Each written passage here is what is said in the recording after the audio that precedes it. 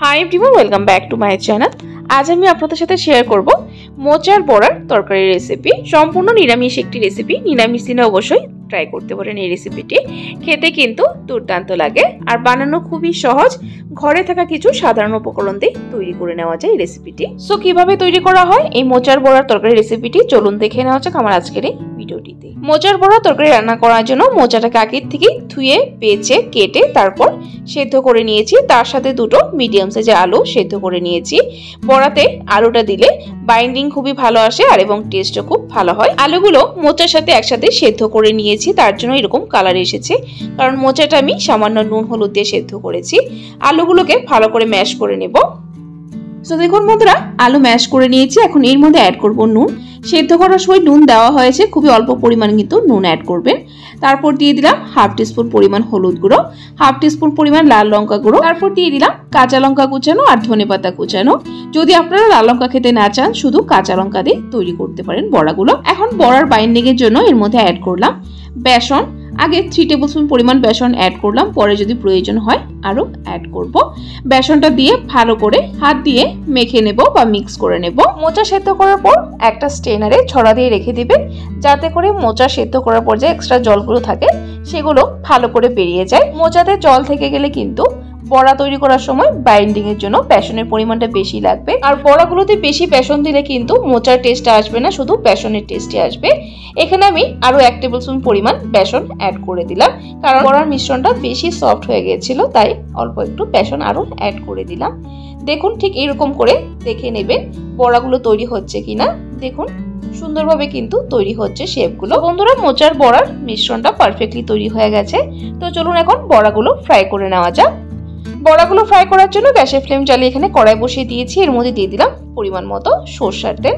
বড়াগুলো আপনারা চাইলে সাদা তেল দিয়েও ফ্রাই করতে পারেন, আমি সরষের তেল দিয়ে ফ্রাই করছি। তো বন্ধুরা, তেল আমার খুব ভালো করে গরম হয়ে গেছে। এখন গ্যাসের ফ্লেমটা লোতে করে বড়াগুলো এক এক করে দিয়ে দিব। হাত দিয়ে এইভাবে করে তৈরি করে দিয়ে দিচ্ছি বড়াগুলো। আমি বড়াগুলো এইভাবে একটু চ্যাপটা করে দিচ্ছি, আপনারা চাইলে কিন্তু পুরোপুরি গোল করেও বড়াগুলো দিতে পারেন। তো দেখুন বন্ধুরা, বড়াগুলো দিয়ে দিয়েছি সবগুলো। এখন গ্যাসের ফ্লেমটা মিডিয়াম টু লোতে রেখে বড়াগুলো লালচে করে ফ্রাই করে নেব। তো বন্ধুরা, এক পাশে ফ্রাই করে নেওয়া হয়ে গেছে, বড়াগুলো উল্টিয়ে দিচ্ছি। বড়াগুলো কিন্তু কখনো হাই ফ্লেমে ভাজবেন না, তাহলে ভিতরে কিন্তু কাঁচা থেকে যাবে। তো বন্ধুরা, বড়াগুলো এই পাশেও ফ্রাই করে নেওয়া হয়ে গেছে। দেখুন দুপাশে সুন্দর লালচে কালার এসে গেছে।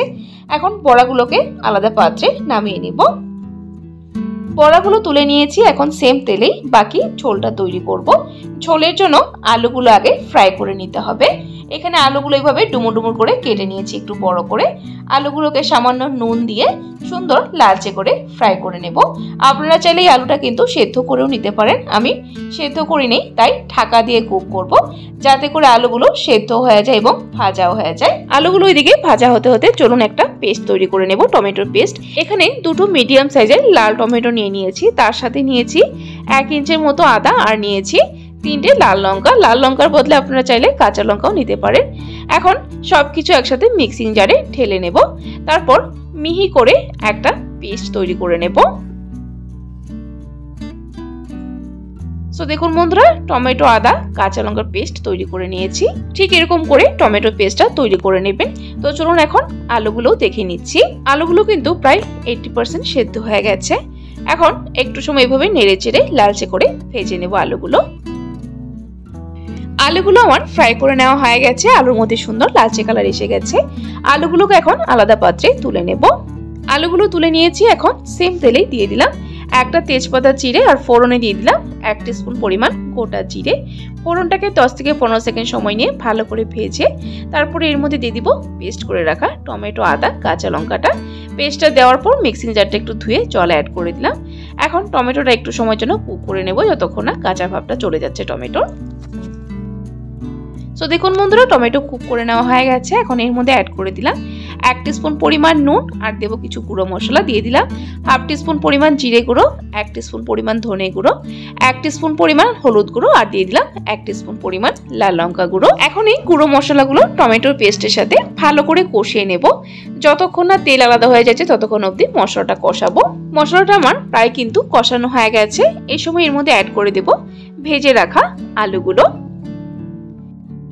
আলুগুলো মশলার সাথে আরো 1 থেকে 3 মিনিট সময় কষিয়ে নেব। সো দেখুন বন্ধুরা, ভালো করে আলু মশলার সাথে কষিয়ে নিয়েছি। দেখুন একদম তেল কিন্তু আলাদা হয়ে বেরিয়ে গেছে।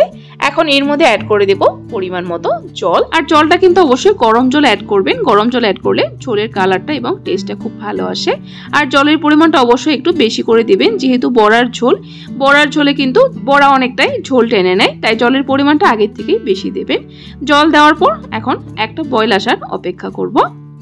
সো বন্ধুরা, একটা বয়েল এসে গেছে। এখন এই সময় এর মধ্যে অ্যাড করে দিলাম নুন। নুন আগেও দেওয়া হয়েছে, টেস্ট করে যদি প্রয়োজন হয় তবেই নুনটা অ্যাড করবেন।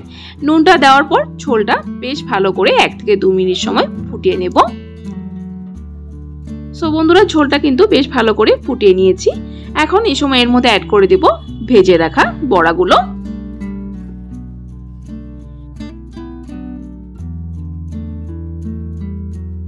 সো বন্ধুরা, বড়াগুলো দিয়ে দিয়েছি। বড়াগুলো দেওয়ার পর ভালো করে নেড়েচেড়ে মিক্স করে নেব। বড়া দেওয়ার পর কিন্তু বেশি সময় কুক করার প্রয়োজন নেই, নইলে বড়াগুলো বেশি নরম হয়ে যাবে, আর নরম হয়ে গেলে বড়াগুলো ভেঙে যাবে। এই সময় এর মধ্যে অ্যাড করে দিলাম 1/2 টিস্পুন পরিমাণ চিনি।